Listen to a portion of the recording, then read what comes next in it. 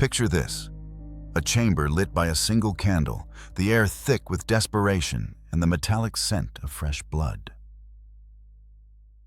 A young woman sits on the edge of a wooden chair, her mother kneeling beside her, holding a kitchen knife. The blade gleams in the flickering light. The mother's voice is steady, almost gentle. "It's just a toe," she whispers. "You won't miss it. You won't need it. What you need is that prince." The daughter nods. Her hands grip the arms of the chair.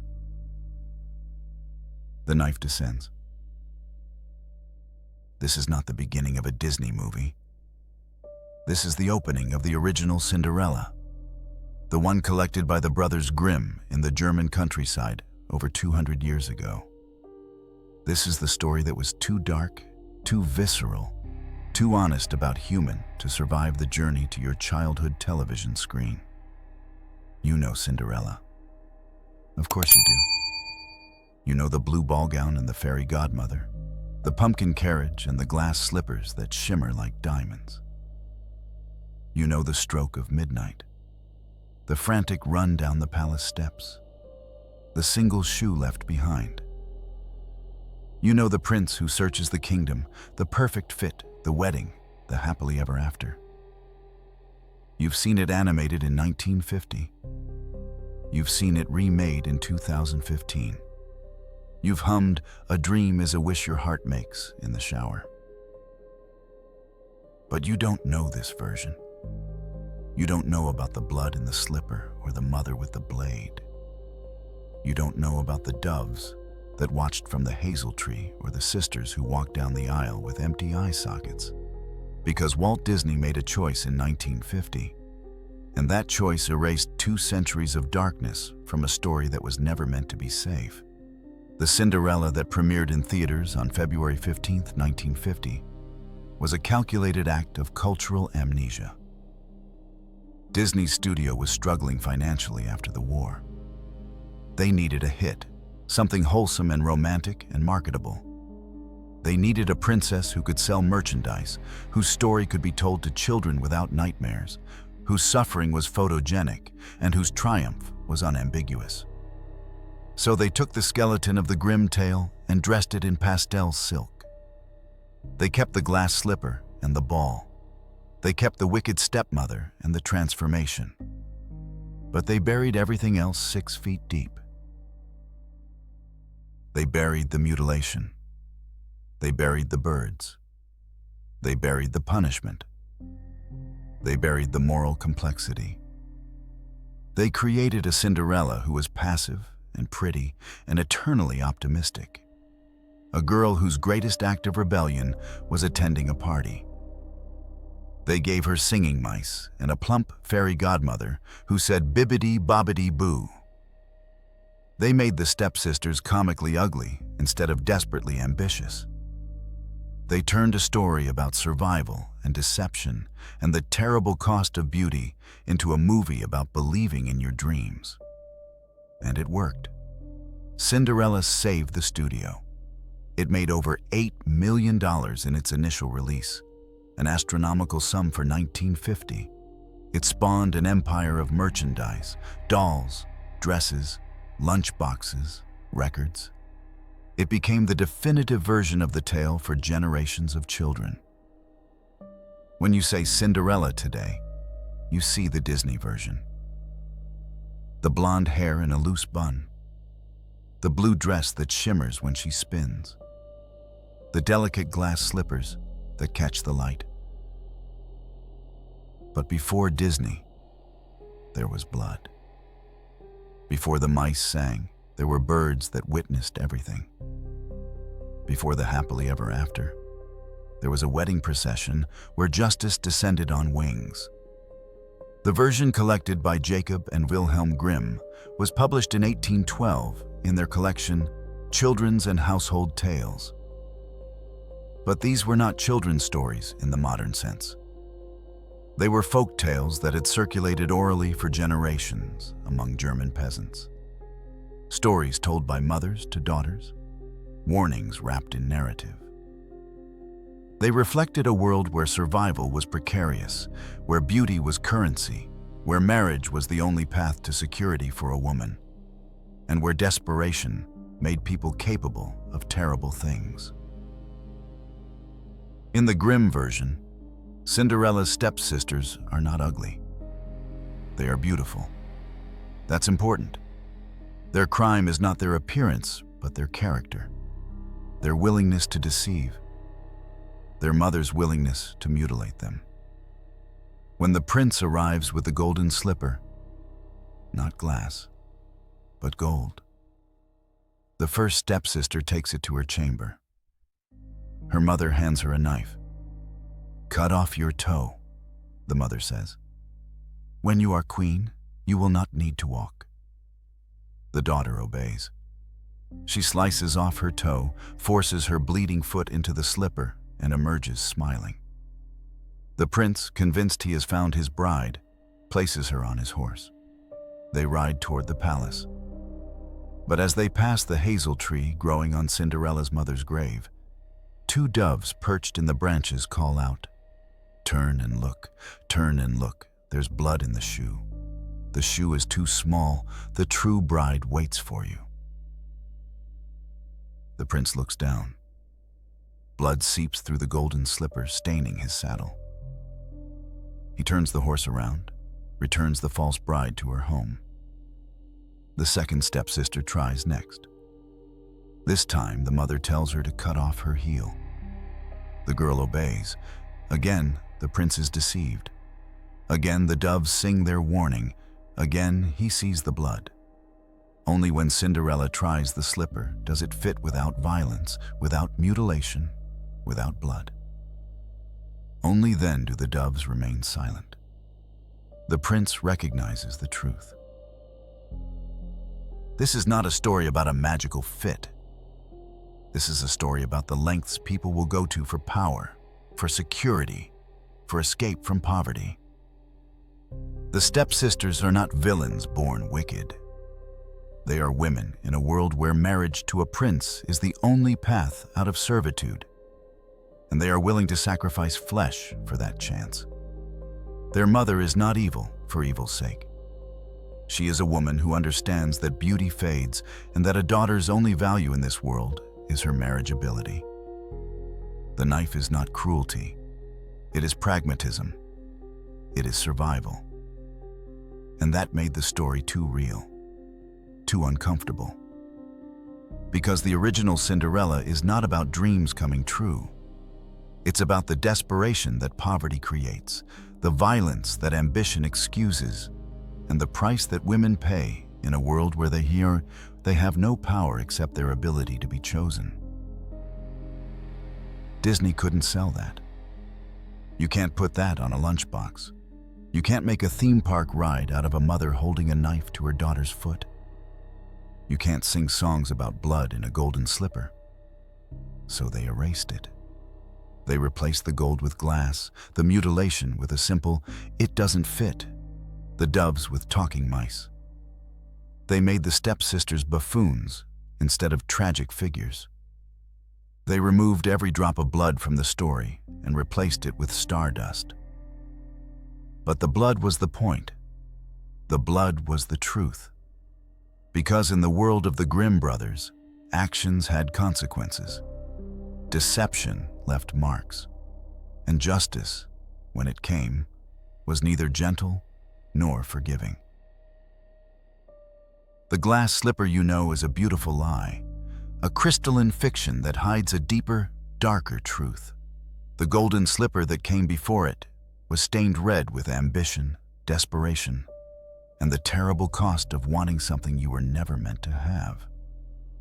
And before we can understand why that truth was buried, we must first understand the men who preserved it, the world they lived in, and the stories they collected from the mouths of German peasants who knew that fairy tales were never about magic. They were about survival. Before we descend deeper into the darkness of the original Cinderella, before we witness the mutilation and the punishment, I want to ask something of you. If you believe these forgotten truths, These stories that were buried beneath layers of sanitization and corporate magic deserve to be remembered.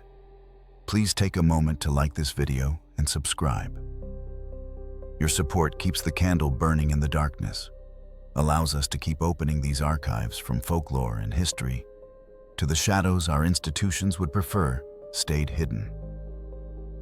And let me know in the comments, where are you watching from and what time is it where you are? There's something fitting about exploring these old nightmares together, scattered across the globe, keeping vigil in the dark. Now, let us meet the men who preserved the blood-stained slipper. Jacob Ludwig Karl Grimm and Wilhelm Karl Grimm, two brothers born in Hanau, Germany in 1785 and 1786, respectively. They were not fairy tale writers. They were philologists, linguists, scholars obsessed with the preservation of German language and culture at a time when Germany itself barely existed as a unified concept. To understand the Grimm brothers, you must first understand the world they inhabited. This was not the Germany of beer gardens and fairy tale castles that tourists visit today. This was the Germany of the Napoleonic Wars, of French occupation, of a fractured collection of principalities and kingdoms that had been carved up and conquered. German identity was under threat. The language, the culture, the old stories. All of it was being eroded by French imperialism and the march of modernity. Jacob and Wilhelm Grimm believed that the soul of a people lived in their language and their stories. They believed that the folk tales told by peasants in isolated villages were not mere entertainment, but repositories of ancient wisdom, moral codes, and cultural memory. These stories had survived for centuries through oral tradition, passed from grandmother to granddaughter, from father to son, evolving with each telling, but retaining their essential truth. The Grimm brothers set out to collect them before they disappeared forever.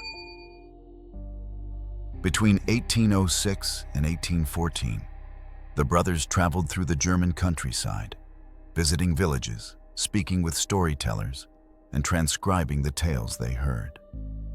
They weren't interested in creating new stories or improving old ones. They wanted the raw, unpolished versions, the stories as they had been told for generations. They wanted the darkness, because these were not stories designed to comfort children. They were stories designed to warn them. They were moral instruction wrapped in narrative, lessons about the consequences of greed, vanity, disobedience, and cruelty. They were stories born from a world where survival was never guaranteed, where famine could wipe out entire villages, where children died of disease and cold, where stepmothers were often a reality because mothers died in childbirth and fathers remarried out of necessity. In this world, fairy tales served a purpose. They taught girls that beauty could be a trap, that jealousy was poison, that kindness might be rewarded, but cruelty would be punished. They taught boys that arrogance led to ruin, that promises must be kept, that the world was full of dangers both human and supernatural. These were not idle fantasies. They were survival guides for a brutal world. The first edition of Children's and Household Tales was published in 1812. It contained 86 stories, including Cinderella, Snow White, Rapunzel, Hansel and Gretel, and Little Red Riding Hood. The collection was not an immediate bestseller. Critics complained that the stories were too crude, too violent, too unsuitable for children. The Grimm brothers were accused of poor scholarship and questionable taste. But the brothers defended their work. These stories, they argued, were authentic expressions of German folk culture. To sanitize them would be to destroy them. To remove the violence would be to remove the truth. They published a second edition in 1815, then a third, then more. With each edition, they refined the language, standardized the grammar, and made small editorial choices. But they never removed the essential darkness. The blood remained. The punishments remained. The warnings remained. Wilhelm, the younger brother, was more inclined toward making the stories palatable for middle-class families. He softened some of the sexual content, removed some of the more explicitly gruesome details, and added Christian moral frameworks that may not have existed in the original oral versions. But he never turned them into Disney movies. He never made them safe. The Cinderella they published, titled Aschenputtel in German, retained every element that would later be deemed too dark for children. The mutilation of the stepsisters, the doves that sang warnings, the final punishment at the wedding. Wilhelm understood that these elements were not gratuitous violence. They were the moral architecture of the story. Remove them, and the story collapses into meaningless romance. Jacob, the elder brother, was even more rigorous in his commitment to authenticity. He believed that folk tales were linguistic artifacts, windows into the ancient past of the German people. He spent decades working on a comprehensive German dictionary, tracing the etymology of words back through centuries. He saw the fairy tales as part of this same project, preserving the language and worldview of a people who were being swept away by industrialization and imperialism. Both brothers remained unmarried for most of their lives, devoted entirely to their scholarly work. Wilhelm eventually married Dorothea Wilde, one of the storytellers who had contributed tales to their collection.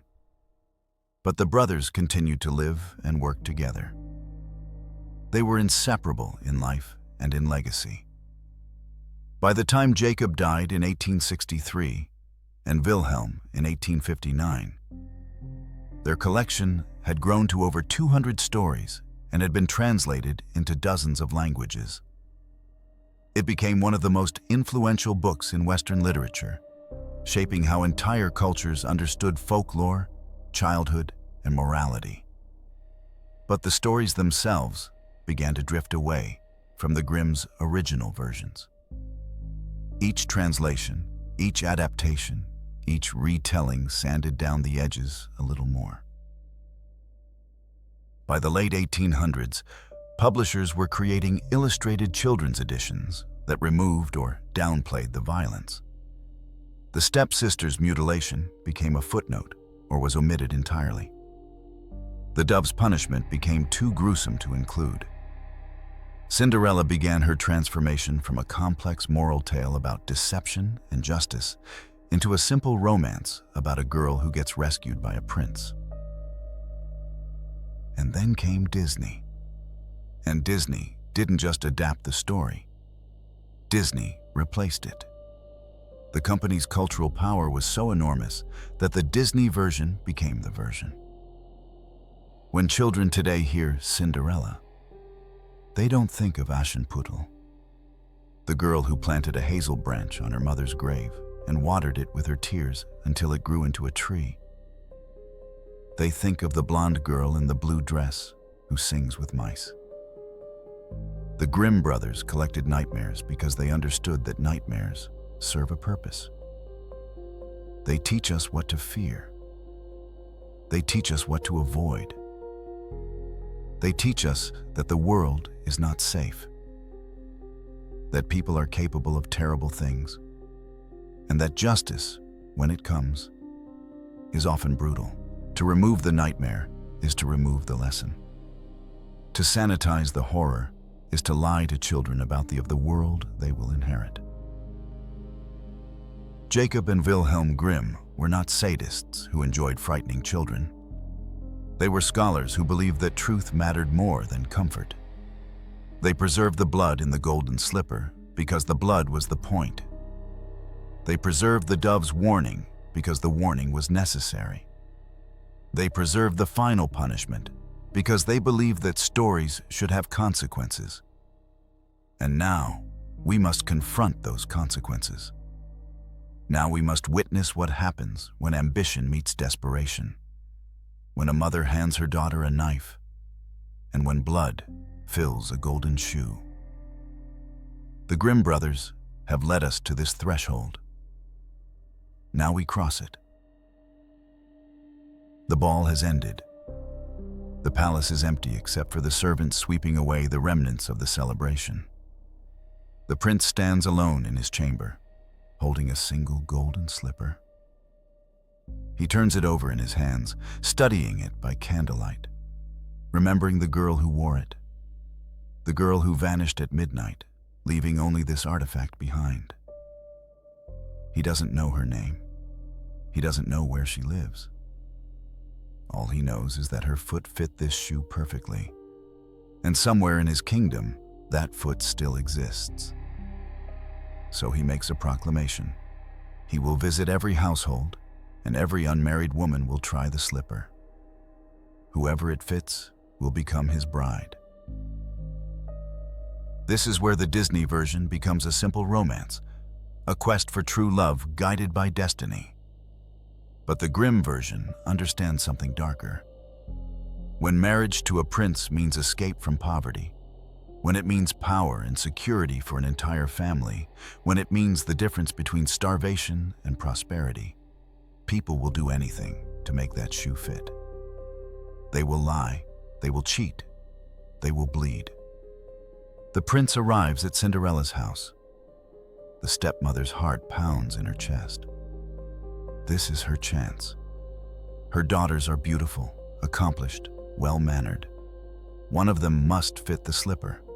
One of them must become queen. The family's survival depends on it. The elder stepsister takes the golden shoe to her chamber. Her mother follows, closes the door. The girl sits on her bed, removes her stocking, and tries to force her foot into the slipper. It won't fit. Her toes are too long, her foot too wide. She pushes harder. The shoe won't yield. The mother watches. She thinks of the debts mounting, the creditors circling, the reality that her husband left them with nothing but his pretty daughter covered in cinders.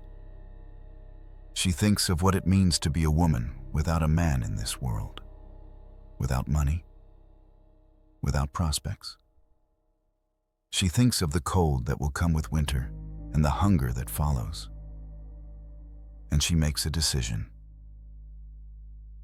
She retrieves a knife from the kitchen. She returns to her daughter's chamber. She kneels before her. "Cut off your toe," she says, her voice steady as stone. "When you are queen, you will not need to walk. You will ride in carriages. You will never feel the ground beneath your feet again. Cut it off." The daughter stares at the blade. She stares at her mother. She stares at the golden slipper that glimmers like salvation. And she understands that this is the price. This is what survival costs. This is what women must sacrifice in a world where they own nothing, control nothing, and depend entirely on being chosen.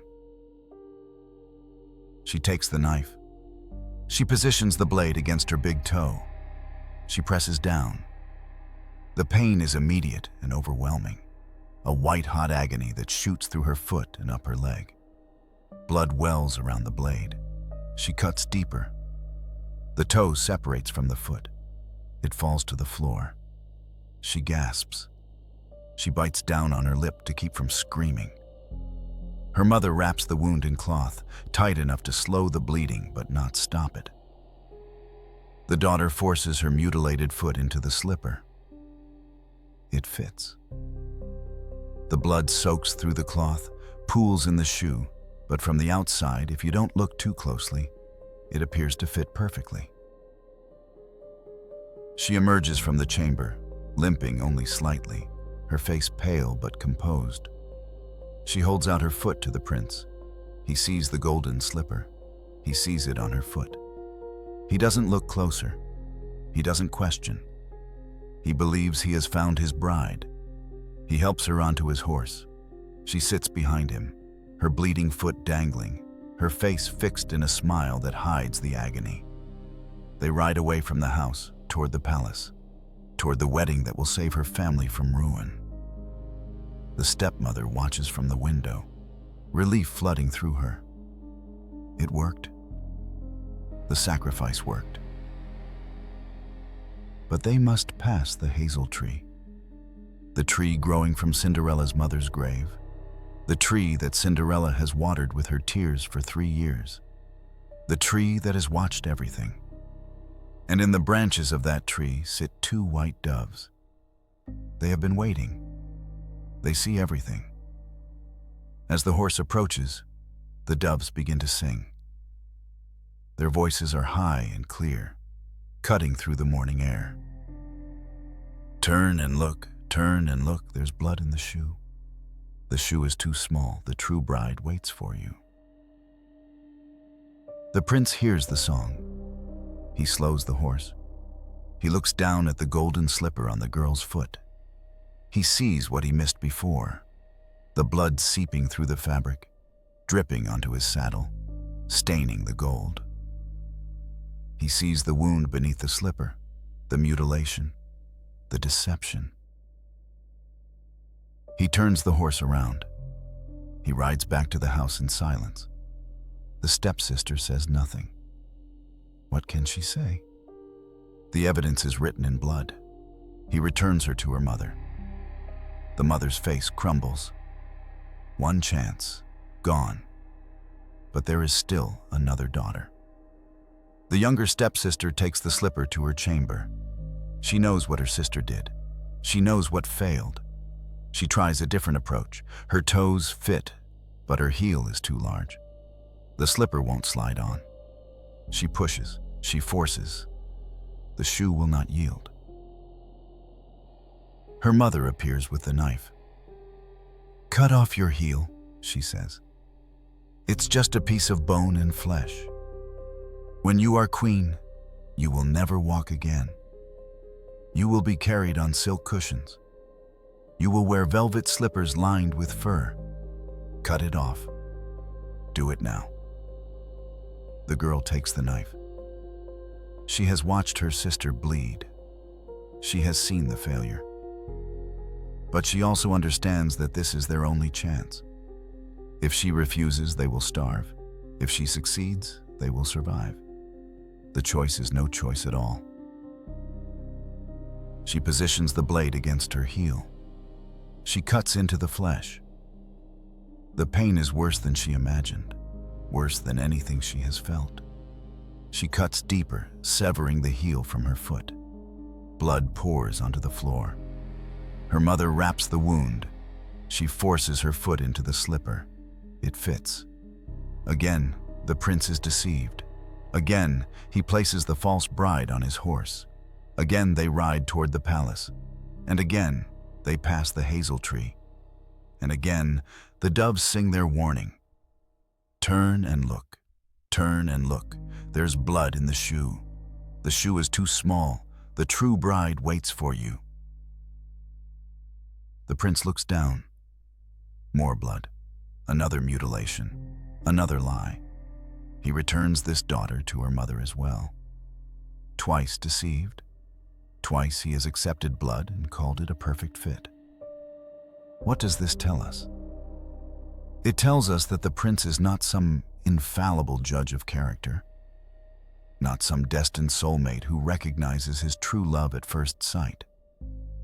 He is a man who can be fooled, who sees what he wants to see, who accepts the surface without questioning what lies beneath.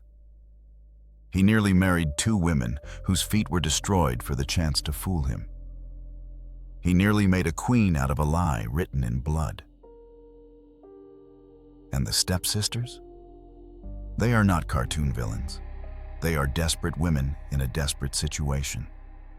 They are daughters of a widow with no resources, no prospects, and no power. They are raised in a world that tells them their only value is in being chosen, in being beautiful enough, small enough, perfect enough to fit into the shoes that men offer them. When the shoe doesn't fit naturally, they make it fit. They sacrifice their bodies because that is what this world demands of women. The mother with the knife is not evil. She is practical. She understands the mathematics of survival. One toe, one heel, in exchange for a lifetime of security. It's a trade she would make 1,000 times. She is doing what mothers have always done, whatever it takes to ensure her children survive. This is the horror that Disney erased. Not the blood itself, but what the blood represents. The violence that women must enact upon themselves to fit into a world designed by men. The mutilation required to meet impossible standards. The price of beauty, of acceptability, of being chosen. The golden slipper is not a symbol of destiny. It is a symbol of constraint, of the agony of trying to fit into spaces that were never meant for you. The prince has been deceived twice, but the doves have been watching. And the doves know the truth, and the doves are about to reveal it. There is a hazel tree growing from a grave. It stands in the garden behind the house where Cinderella lives, where she has lived since her mother died 3 years ago. The tree was not there when her mother was buried. Cinderella planted it herself, a small hazel branch placed on the fresh earth, a living marker for the woman who gave her life. Every day since then, Cinderella has visited the grave. Every day, she has wept there, her tears falling onto the soil, watering the branch. And the branch grew. It grew faster than any natural tree should grow, fed by grief and memory and something else, something older than grief. Within 3 years, it became a full tree with spreading branches and thick foliage. And in those branches, 2 white doves made their home. These are not Disney's singing cartoon birds that help Cinderella dress for the ball. These are not cheerful helpers that tie ribbons and fetch jewelry. These doves are witnesses. They are the eyes of the dead watching the living. They are instruments of divine justice, remnants of an older worldview where itself could judge human behavior and where the boundary between the living and the dead was thinner than we imagine today. In the folk tradition that the Grimm brothers preserved, birds have always been messengers between worlds. They fly between earth and sky, between the realm of the living and the realm of spirits. They see everything from their perches high above. They carry messages from the dead to the living. They are not bound by human deception because they exist outside human society, outside human corruption. When Cinderella's mother died, she did not simply vanish. In the world of the Grimm tale, the dead do not leave completely. They linger at their graves, watching over their children, waiting to offer guidance or protection or justice. The hazel tree is the physical manifestation of that presence. The doves are her eyes and voice. Every time Cinderella comes to the tree, every time she weeps and prays and asks for help, the doves listen. When Cinderella needs a dress for the ball, she does not call upon a fairy godmother with a magic wand. She goes to the tree. She speaks to her mother through the branches, and the doves shake down gold and silver dresses from the leaves, gifts from the dead to the living, rewards for faithfulness and purity. This is crucial. Cinderella's transformation is not random magic. It is not the reward for passive suffering. It is the result of her devotion to her mother's memory, her refusal to forget, her daily pilgrimage to the grave. The doves reward her because she has earned it through her faithfulness. This is not a story about waiting for rescue. This is a story about maintaining connection to your roots, to your truth, even when the world tells you to forget. And when the prince comes with the golden slipper, when the stepsisters mutilate themselves to deceive him, the doves are there. They have watched the deception unfold. They have seen the mother with the knife. They have seen the blood and the lies, and they will not allow it to stand. As the prince rides past the hazel tree with the first stepsister, the doves sing their warning. Their song is simple, repetitive, impossible to ignore. Turn and look, there's blood in the shoe. The shoe is too small. The true bride waits for you. It is not a suggestion. It is a command. And the prince obeys. Why does he obey? Because the doves speak with an authority that transcends human speech.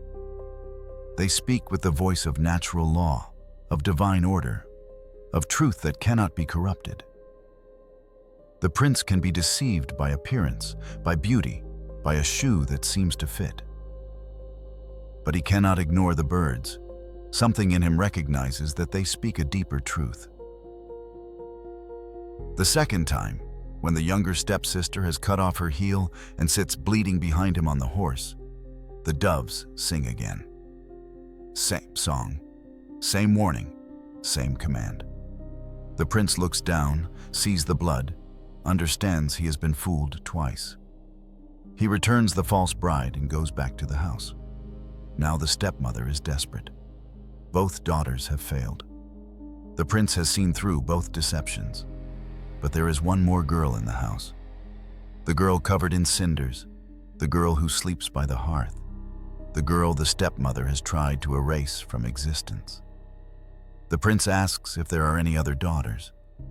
The stepmother hesitates. She wants to lie, she wants to say no, but she cannot. The lie dies in her throat. Cinderella is brought from the kitchen. She is covered in ash and soot. Her clothes are rags. Her face is smudged. She bears no resemblance to the mysterious girl who danced at the ball for 3 nights. But she washes her hands and face. She sits. She extends her foot, and the golden slipper slides on as if it were made for her alone. Because it was. The prince recognizes her instantly, not by her appearance, but by the fit of the shoe, by something in her bearing, by the truth that radiates from her. He lifts her onto his horse. They ride away together. And as they pass beneath the hazel tree, the doves sing. But this time, their song is different. This time, they are silent. Their silence is approval. Their silence is blessing. The true bride has been found. In some versions of the tale, the doves speak one final time as the couple passes the tree. Turn and look, no blood in the shoe. The shoe fits perfectly. The true bride rides with you. But in most versions, the silence is enough. The absence of warning is itself the confirmation. What do the doves represent? In the folk tradition, they represent the voice of the dead, the will of the mother who cannot protect her daughter in life, but can still guide her from beyond the grave. They represent divine justice, the idea that the universe has a moral order and that deception will be revealed, that truth will emerge, that blood will speak. But they also represent something more subtle, the idea that is always watching, that you cannot hide your crimes from the birds in the trees, from the eyes that observe from above. In a world without security cameras, without forensic evidence, without modern justice systems, people believed that itself was the witness. The trees remembered. The birds saw. The earth held the blood of the murdered. Nothing was truly hidden. This is why Disney could not keep the doves. Or rather, Disney kept birds, but transformed them completely. In the Disney version, the birds are Cinderella's friends. They are cute and helpful. They sing cheerful songs. They help her get dressed. They are companions in her loneliness. But they have no power, no authority, no connection to the dead or to divine justice. They are decorative, not essential. The Disney birds do not reveal the stepsisters' deception because there is no mutilation to reveal. The stepsisters simply have big feet. The birds do not sing warnings because there is nothing to warn against. The entire function of the birds has been erased. They have been reduced from instruments of cosmic justice to cute animal sidekicks. In doing so, Disney removed one of the most important elements of the original tale: the idea that someone is always watching, that truth will be revealed, that deception carries consequences.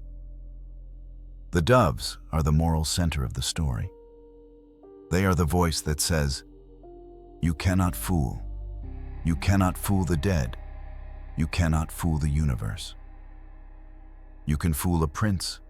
You can fool yourself. But you cannot fool the birds." And the birds are not finished. They have revealed the truth. They have guided the prince to the true bride. But justice is not yet complete.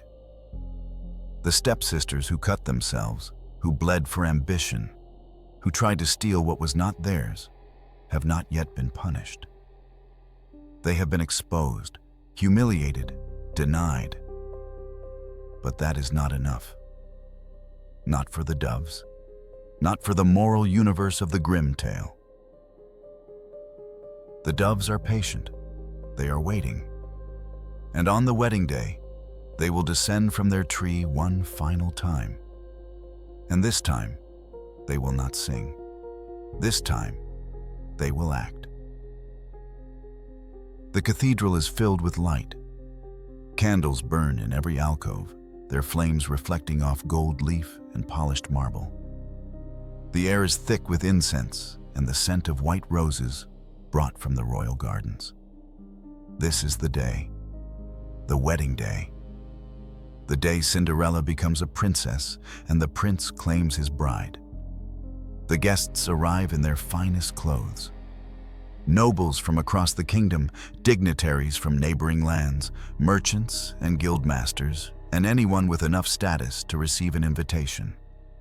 They fill the pews, whispering behind jeweled fans, admiring the spectacle, waiting for the ceremony to begin. And among them, in a pew near the back, sit the two stepsisters. They came despite their shame.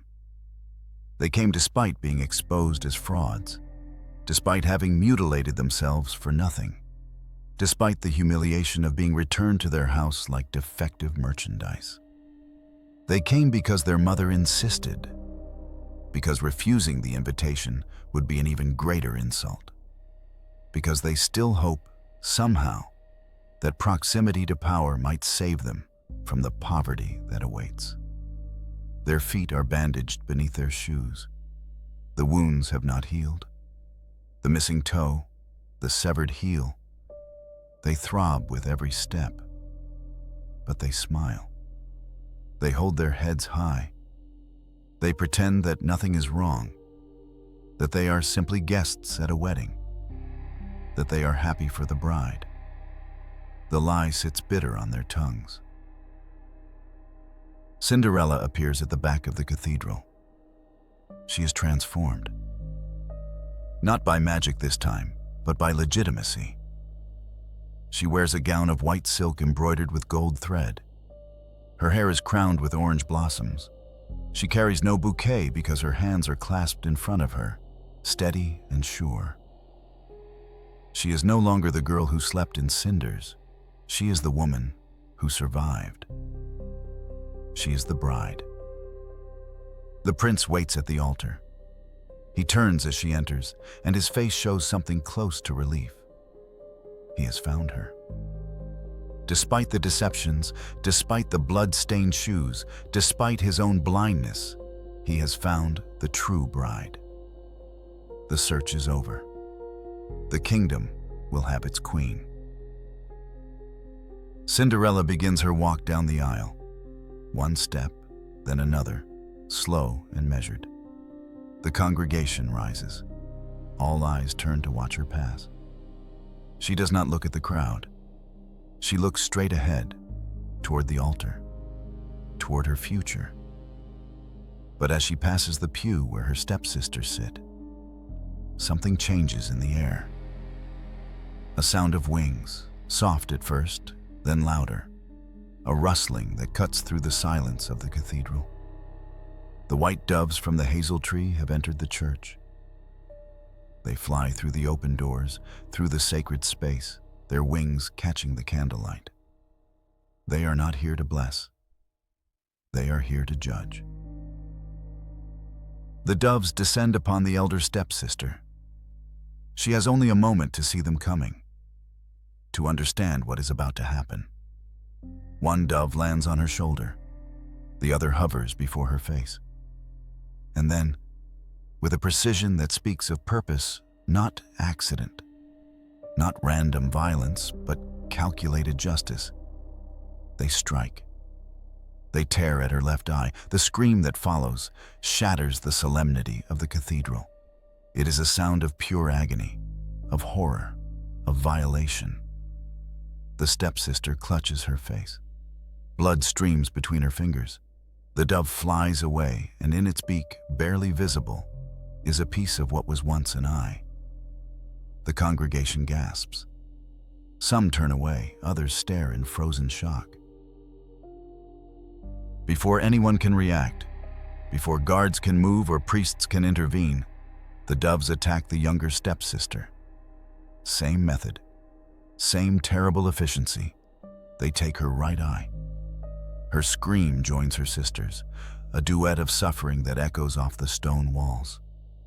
Two women, bleeding and blind in one eye, collapsing in the pew while the wedding continues. Because the wedding does continue. Cinderella does not stop. She does not turn. She keeps walking toward the altar as if nothing has happened, as if the screams behind her are simply background noise, as if the blinding of her stepsisters is as expected as the ringing of church bells. Perhaps to her, it is. Perhaps she knew this would happen. Perhaps the doves told her. The prince's face remains impassive. He too seems unsurprised. Or perhaps he has learned not to question the strange justice that surrounds this bride.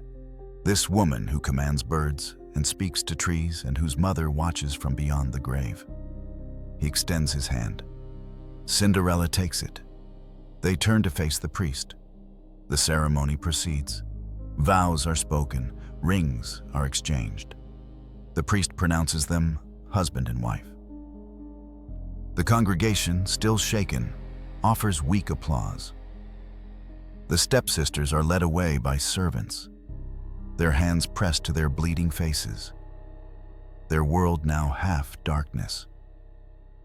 But they are alive. The punishment could have been death.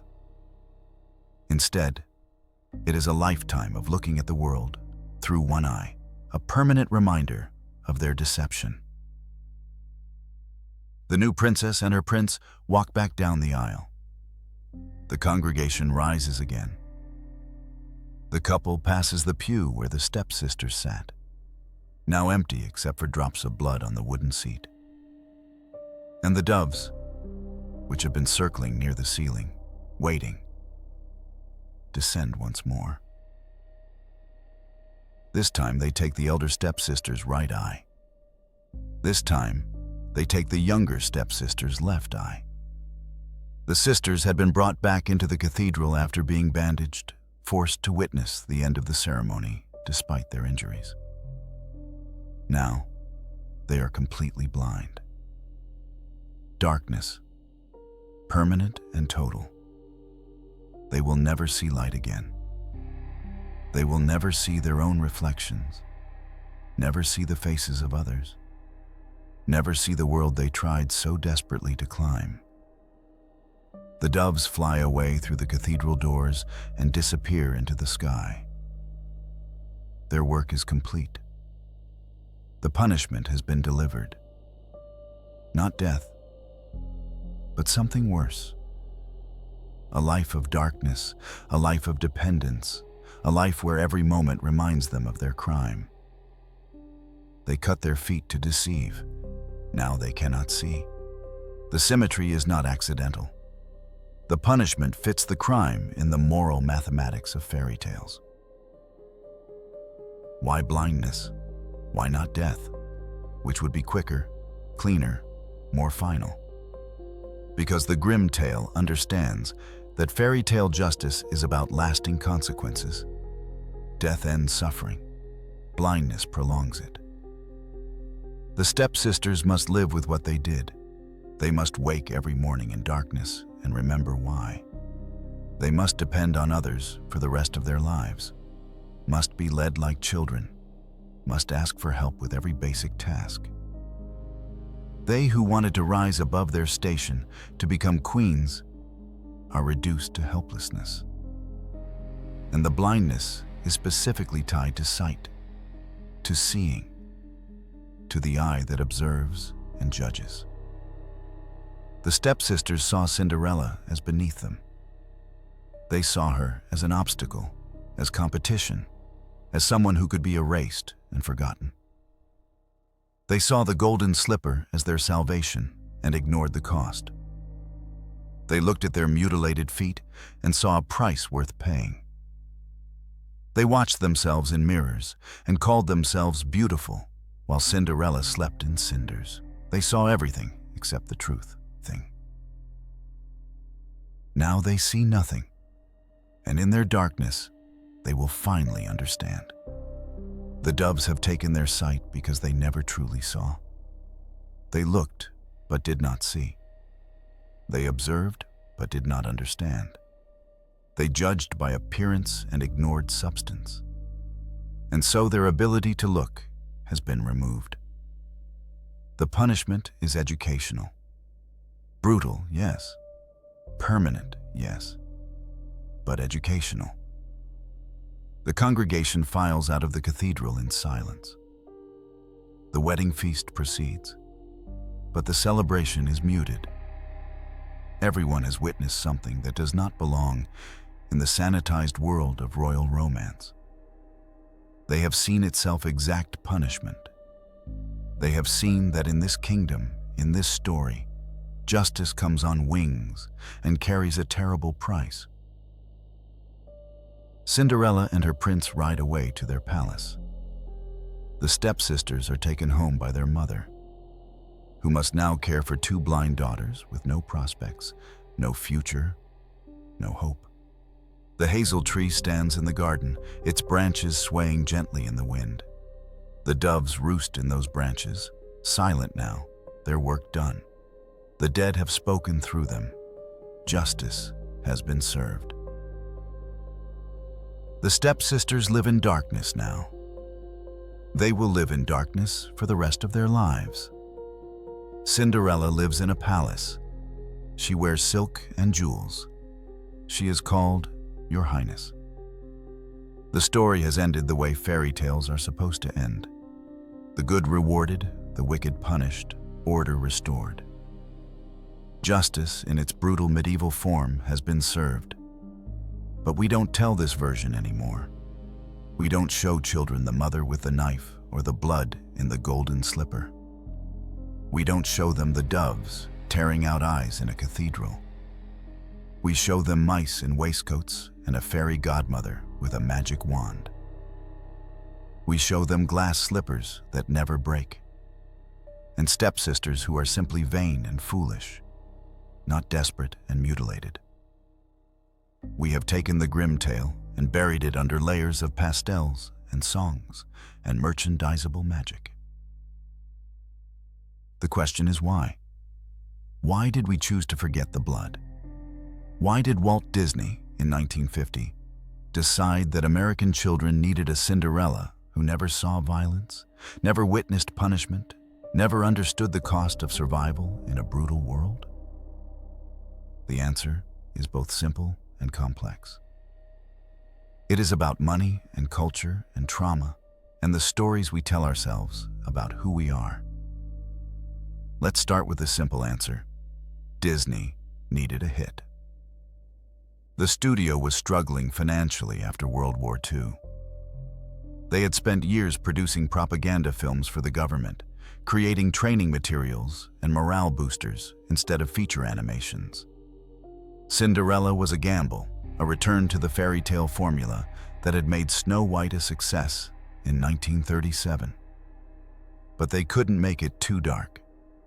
They couldn't traumatize children whose fathers had just returned from seeing actual horrors in Europe and the Pacific. They needed comfort, not nightmares. They needed magic, not blood. So Disney sanitized every element of the tale that might disturb. The stepsisters became comedic rather than tragic. Their feet were simply too large, not mutilated.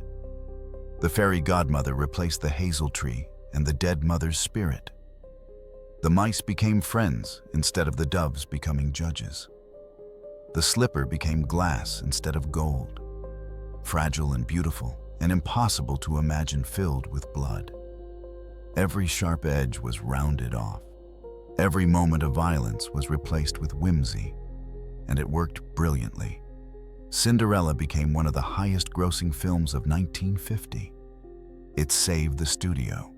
It launched an empire of merchandise that continues to this day. More importantly, it replaced the Grimm version in cultural memory. When you say Cinderella to anyone born after 1950, they see Disney's version. The blonde hair, the blue dress, the fairy godmother, the glass slipper. The Grimm tale, with all its darkness and moral complexity, became a footnote in academic studies, a curiosity for scholars, but not the story that lived in the popular imagination. But the simple answer is not enough. Disney didn't just sanitize Cinderella for profit. They sanitized it because American culture in 1950 demanded it.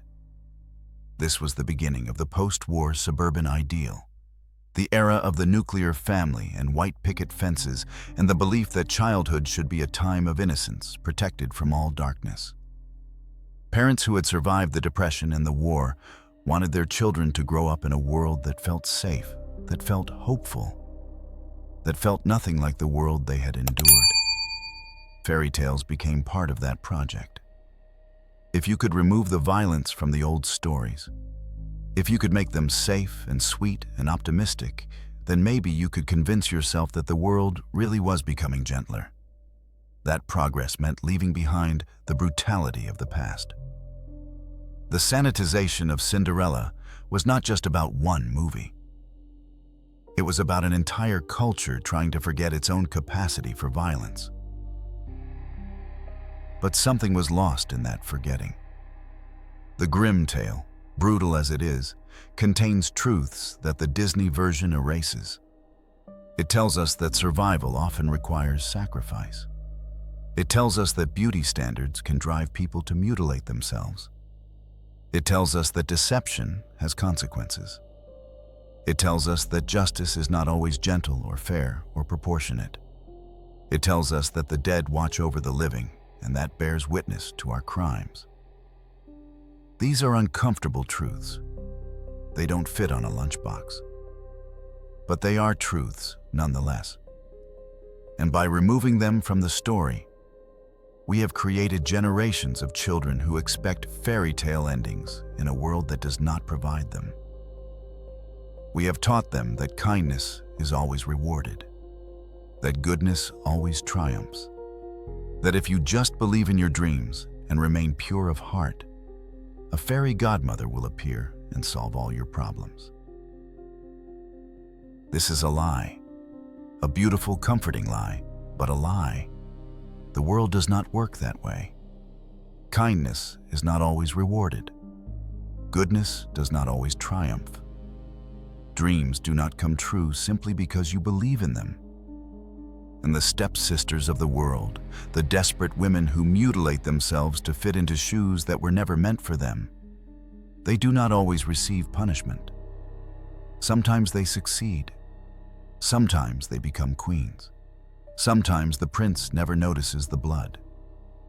The Grimm tale understood this. It did not promise that justice would always be served. It promised only that in this particular story, in this particular instance, the doves saw the truth and acted. But the doves do not always appear. The hazel tree does not always grow. The dead do not always watch. Sometimes the deception succeeds. Sometimes the blood goes unnoticed. Sometimes the false bride lives happily ever after, while the true bride dies in the cinders. That is why the Grimm version is more honest, even in its brutality. It does not promise that the universe is just. It promises only that justice is possible, that sometimes truth emerges, that sometimes consequences follow actions. It teaches children to hope for justice, while understanding that justice is not guaranteed. It prepares them for a world that is beautiful and terrible in equal measure. The Disney version teaches children to expect rescue, to wait passively for transformation, to believe that their goodness alone will save them. And when the rescue doesn't come, when the transformation doesn't happen, when goodness is not enough, they are left unprepared and disillusioned. They have been raised on a lie that told them the world is safe when it is not, that happy endings are inevitable when they are rare. This is not to say that Disney's Cinderella is evil, or that we should traumatize children with stories of eye-gouging birds. There is value in comfort, in hope, in stories that remind us that kindness matters and that dreams can come true. But there is also value in truth, in stories that prepare us for a world that is more complex than a fairy tale, more brutal than a cartoon, more ambiguous than a simple division between good and evil. The blood in the golden slipper matters.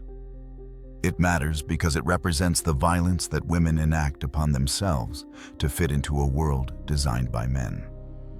It matters because it shows the desperation that poverty creates. It matters because it reveals that beauty standards are not benign, that the pressure to be chosen can drive people to destroy themselves. These lessons are uncomfortable, but they are real. And by burying them, we have not eliminated the violence. We have only hidden it. Women still mutilate themselves to meet beauty standards. They undergo surgeries, starve themselves, bind and reshape and alter their bodies to fit into the shoes that culture offers them. The stepsisters with the knife have not disappeared. They have multiplied. They live in every culture that tells women their value is in their appearance, their marriageability, their ability to fit into impossible standards. The mother who hands her daughter the knife is still there, whispering that the pain is worth it, that the sacrifice is necessary, that this is what survival requires. And we pretend not to see. We bury the blood under layers of consumer culture and positive messaging and Instagram filters. We tell ourselves that we have progressed beyond the brutality of fairy tales, that we live in a more enlightened age. But the golden slipper is still there, and women are still cutting off pieces of themselves to fit into it. The only difference is that now we call it choice, empowerment, self-improvement. We have learned to sanitize the language just as Disney sanitized the story. The Grimm brothers preserved the blood bits because they understood that fairy tales are warnings. They are not meant to comfort. They are meant to prepare. They are meant to say, this is what the world is like. This is what people are capable of. This is the price of survival. This is the cost of ambition. Be careful. Be watchful. Understand that beauty is a trap and that the glass slipper is always waiting to shatter. If you found value in this exploration of the darkness we have buried, please take a moment to like this video and subscribe. And let me know in the comments. Do you think we made the right choice in sanitizing these stories? Or did we lose something essential when we removed the blood? Where are you watching from, and what time is it where you are? The story of Cinderella is not over. It is still being told every time someone cuts themselves to fit. Every time someone chooses beauty over truth, every time someone mistakes the glass slipper for salvation. The doves are still watching. The hazel tree still grows. And somewhere, in the darkness beneath the Disney castle, the golden slipper still holds its blood. Until next time, stay curious, stay questioning, and remember that the oldest stories often hold the deepest truths. This has been Echoes of the Old World.